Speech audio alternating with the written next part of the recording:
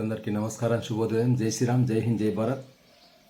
అయితే ఒకసారి జనరల్గా మన భారతదేశానికి ఎవరైనా విదేశీ ప్రతినిధులు వచ్చారనుకోండి, విదేశాంగ మంత్రులు కానీ, విదేశీ రాష్ట్రపతులు, అధ్యక్షులు కానీ, ఎవరైనా ముఖ్య అతిథులు మన దేశానికి రాగానే జనరల్గా సాధారణంగా ఢిల్లీకి రావడం జరుగుతుంది. ఢిల్లీ రాగానే అక్కడ సాంప్రదాయం ఏంటంటే, అధికారికంగా ఏ ప్రభుత్వం ఉన్నా కానీ వెంటనే ఆ యొక్క విదేశీ ప్రతినిధులను, విదేశీ అధికారులను కానివ్వండి, ఎవరైనా కానీ వెంటనే వాళ్ళను ఢిల్లీలో దిగగానే ఎక్కడ తీసుకెళ్తారంటే జనరల్గా 100% రాజ్ఘాట్కు తీసుకెళ్లడం జరుగుతుంది.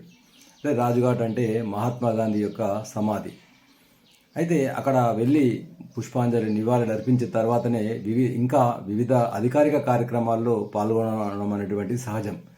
అయితే ఈ విధంగా జరుగుతున్న నేపథ్యంలో కొన్ని సంవత్సరాల క్రితము ఏం జరిగిందంటే, ఒక విదేశీ ప్రతినిధి, విదేశాంగ మంత్రి, ఒక మహిళ ఢిల్లీకి రావడం జరిగింది. ఆమె ఎవరంటే వియత్నాం యొక్క విదేశాంగ మంత్రి. వియత్నాం దేశం అంటే తెలుసు మనకు, అంటే అమెరికాకు ధీటుగా నిలబడగలిగేటువంటి ఒక అగ్రదేశము, మంచి ఆయుధ సంపత్తి, శక్తివంతమైనటువంటి దేశం వియత్నాం.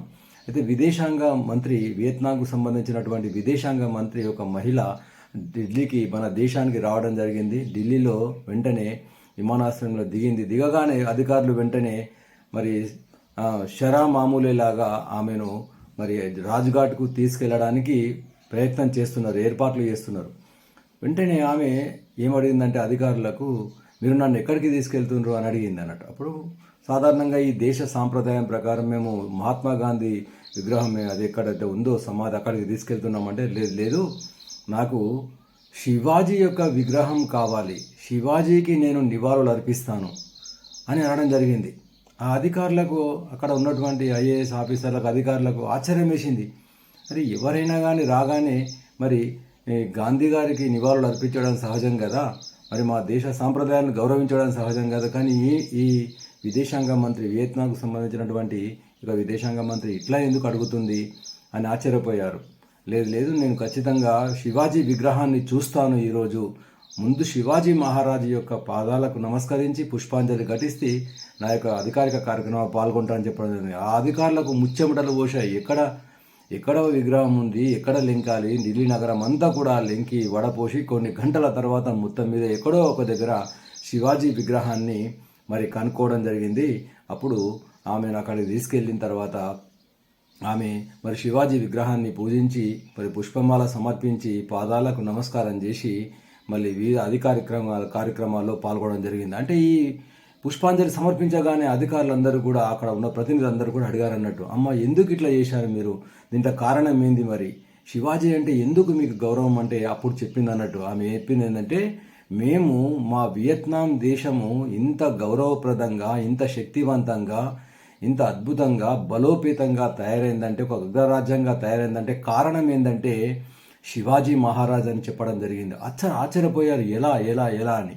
అప్పుడు ఆమె చెప్పింది ఏంటంటే, శివాజీ యొక్క యుద్ధ నీతి కానివ్వండి, శివాజీ యొక్క ఆయన అనుసరించేటువంటి పద్ధతులు కానివ్వండి, అష్టప్రధాన వ్యవస్థ కానివ్వండి, ఆయన దుర్భేద్యమైనటువంటి ఆ కోటను రక్షించే విధానం కానివ్వండి, ఆయన యుద్ధ నీతి కానివ్వండి, రాజనీతి కానివ్వండి, ఆయన అనుసరించినటువంటి పద్ధతులన్నీ కూడా, ముఖ్యంగా గెరిల్లా యుద్ధం ఏదైతే ఉందో, శివాజీ అనుసరించినటువంటి గెరిల్లా యుద్ధ నీతి ఏదైతే ఉందో దాన్ని మేము అనుసరించడం జరిగింది. కాబట్టి మా యొక్క దేశానికి, మా అందరికీ ఆరాధ్య దైవము శివాజీ మహారాజ్ అని చెప్పడం జరిగింది. ఇది శివాజీలో ఉన్నటువంటి గొప్పతనము.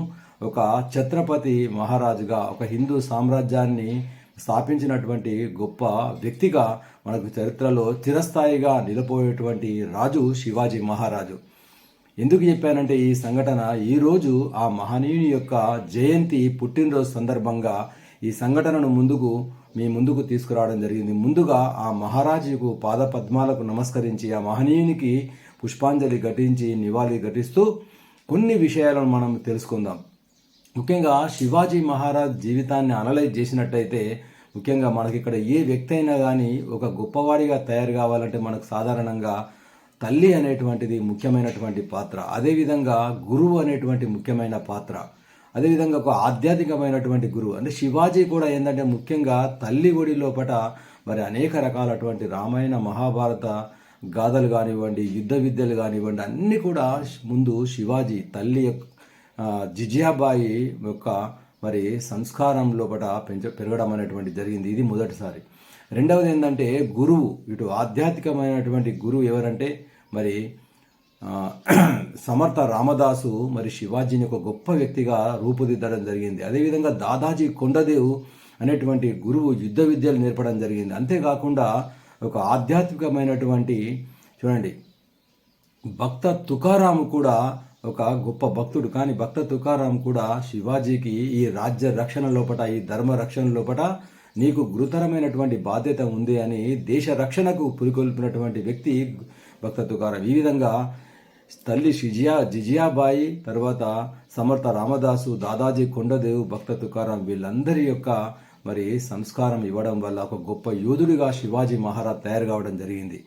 అయితే శివాజీ అనుసరించినటువంటి పద్ధతి వల్ల ఆయనకున్నటువంటి అద్భుతమైనటువంటి ఒక శక్తి ఏంటంటే మనకు ఒక సూత్రం ఉంది. ఉద్యమం సాహసం ధైర్యం బుద్ధి శక్తి పరాక్రమ షడైతే యత్ర వర్తంతే తత్ర దేవో సహాయక. అంటే ఉద్యమము, సాహసము, ధైర్యము, బుద్ధి, శక్తి, పరాక్రమము, ఈ 6 గుణాలు ఎవరికైతే ఉంటాయో ఆ గుణాల వల్ల, ఆ గుణాలు ఉన్నటువంటి వ్యక్తికి తప్పకుండా దేవుడు కూడా సహాయం చేస్తాడు అనేటువంటి, అంటే ఈ యొక్క 6 గుణాలు కూడా శివాజీ మహారాజులో ఉండడం అనేటువంటి జరిగింది. ఉద్యమం అంటే ఎప్పుడు కూడా ఒక ఉద్యమ పంథా లోపల వెళ్ళేటువంటి వ్యక్తి. సాహసం, ఎంత సాహసం అంటే అఫ్జల్ ఖాన్ను తన పులి గోళ్లతోటి వధించినటువంటి తీరేదైతే ఉందో అది సాహసానికి ఉదాహరణ. ధైర్యం, ఎంత ధైర్యవంతుడంటే ఎక్కడ పిరుగుతనం అనేటువంటిది లేదు. ఇంత చాకచక్యంగా మరి ఔరంగజేబు బంధించినప్పుడు ధైర్యంగా అక్కడ ఆ యొక్క కుటిల నీతి నుంచి బయటపడడం అనేటువంటిది ఇక్కడ కనిపిస్తుంది. ఉద్యమం, సాహసం, ధైర్యం, బుద్ధి, ఆ బుద్ధి కుశలతతోటి ఎన్నో రకాలటువంటి విజయవంతంగా తన విజయాలను సొంతం చేసుకోవడం జరిగింది. కేవలం 16 సంవత్సరాల వయసులోనే శివనేరి దుర్గాన్ని జయించడం అనేటువంటి జరిగింది. బుద్ధి, శక్తి, పరాక్రమము, ఎంతటి పరాక్రమం అంటే ఎంత గొప్ప సైన్యాన్ని అయినా కానీ, ఎంతటి అశేషమైనటువంటి సైన్యాన్ని అయినా కూడా ఎదిరించేటువంటి సాహసోపేతమైనటువంటి నిర్ణయాలు శివాజీ సొంతం. కాబట్టి ఉద్యమం, సాహసం, ధైర్యం, బుద్ధి, శక్తి, పరాక్రమ, ఈ 6 గుణాలతోటి మరి సమన్వయం చేసుకుంటూ ఒక గొప్ప చక్రవర్తిగా కావడం అనేటువంటి జరిగింది. అయితే శివాజీ మహారాజు ఒక అనుసరించినటువంటి నీతి ఏదైతే ఉందో ఇప్పటికి కూడా, అంటే చరిత్రలో చూసినట్టయితే ఎవరెవరో ఎన్నో రకాలటువంటి రాజ్యాలు స్థాపించడం జరిగింది. గుప్త రాజ్యం అనుకోండి, ఇంకా రకరకాలటువంటి విజయనగర సామ్రాజ్యం అనుకోండి, ఇంకా రకరకాల సామ్రాజ్యాలు ఆ రాజుల పేరుతో, ఆ వంశం పేరుతో స్థాపించడం జరిగింది. కానీ శివాజీ మహారాజ్ అట్లా కాదు. శివాజీ హిందూ సామ్రాజ్యాన్ని స్థాపించడం జరిగింది. ఇది ఇక్కడ ప్రధానమైనటువంటి విషయం. మరి కేవలము శివాజీని ఒక మరాఠా యోధుడా అంటే మరాఠా యోధుడే కాదు, శివాజీ మొత్తం భారతదేశానికి చెందినటువంటి హిందూ పాదషాహి, హిందువులందరికీ కూడా ఆరాధ్య దైవం అనేటువంటిది ఇక్కడ మనకు కనిపిస్తుంది. కాబట్టి ఆ శివాజీ మహారాజు యొక్క సమగ్రమైనటువంటి మనం వ్యక్తిగతంగా అన్ని రకాలుగా పరిశీలన చేసినట్టయితే ఒక గొప్ప పరిపాలనా దక్షుడు, ఒక గొప్ప రాజనీతిజ్ఞుడు అని ఒక యుద్ధ నీతిని తను అనుసరించినటువంటి గెరిల్లా యుద్ధ నీతి వల్లనే అనేక రకాలటువంటి యుద్ధాలను, అంటే జీవితం అంతా కూడా అతను జీవితంలో 350 యుద్ధాలు చేయడం అనేటువంటిది ఎంత గొప్ప విషయము. 350 యుద్ధాల్లో కూడా విజయం సాధించడం అనేటువంటిది కూడా అంతే గొప్ప విషయం. అయితే శివాజీ మహారాజు లోపల ఉన్నటువంటి ఒకే ఒక సంఘటన, ఎందుకంటే ఆయన గురించి చెప్పాలంటే అనేక రకాల సంఘటనలు గంటలు రోజులు చెప్పినా తరిగిపోవు. కానీ ఒక్క క్యారెక్టర్కు సంబంధించినటువంటి ఒక చిన్న విషయం చెప్పి నేను ముగిస్తాను. అయితే శివాజీ యొక్క అనుంగు సైనికుల లోపల, తన యొక్క మరి శిష్యుల లోపల అనేక మంది సింహాలను, పులులను తలపించేటువంటి వాళ్ళు. అటువంటి వాళ్ళలో ఆబాజీ సోందేహ్ ఒకడు.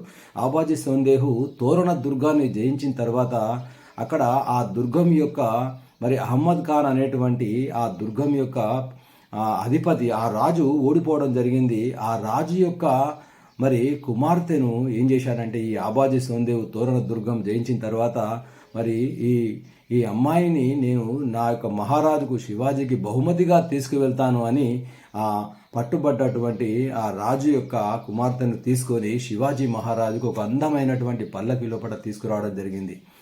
అయితే సభలో ప్రవేశపెట్టు, నువ్వు బహుమతి తెచ్చారంటున్నావు కదా. అప్పుడు ఆబాజీ సోందేహ్ ఆ అమ్మాయిని అద్దాల మేడ లోపల సభలో ప్రవేశపెట్టడం జరుగుతుంది. చూయించు, ఏదో బహుమతి అన్నావు కదా అని శివాజీ అడుగుతాడు. అప్పుడు ఆ పల్లకి యొక్క తెరలు తీసి తొలగించి ఆ పల్లకి నుంచి ఒక అందమైన అమ్మాయి తల వంచుకొని ముఖం పైన ఒక బురకా వేసుకొని తల వంచి చాలా ఘోరంగా భయంతో నిలబడుతుంది శివాజీ యొక్క సభలోపట. అప్పుడు ఏంటి ఆ దృశ్యం చూడగానే ఆ అమ్మాయి ఆ పల్లకిలో దిగగానే శివాజీ మహారాజు వేదిక మించి పరిగెత్తుకుంటూ వచ్చి అబాజీ సోందేవుని కోపంకొచ్చి కోపోద్రిక్తుడే, ఏంది నువ్వు ఏం పని చేశావు, అసలు నా యొక్క సంస్కృతికి నా యొక్క ధర్మానికి నా యొక్క పద్ధతులకు కలంకం కలిగించావు, ఇదేం పద్ధతి అని ఆ అమ్మాయి ఒక ఇస్లాం మతానికి చెందినటువంటి అమ్మాయి అయినప్పటికీ కూడా మరి ఆ అమ్మాయిని తన యొక్క కన్న కూతురుగా తన ఆడపడుచుగా భావించి ఆ అమ్మాయికి సకల లాంఛనాలతోటి మరి అన్ని రకాలటువంటి కట్న కానుకలు సమర్పించి ఆ అమ్మాయిని తిరిగి వాళ్ళ యొక్క తండ్రి గారి దగ్గరికి పంపించడం జరిగింది. ఇది శివాజీలో ఉన్నటువంటి గొప్పతనము, గొప్ప క్యారెక్టర్కు ఒక గొప్ప శీలవంతుడు అనడానికి ఒక గొప్ప ఉదాహరణ. అటువంటి వ్యక్తి కాబట్టి చరిత్రలో మరి శివాజీ చిరస్థాయిగా నిలిచిపోవడం జరిగింది.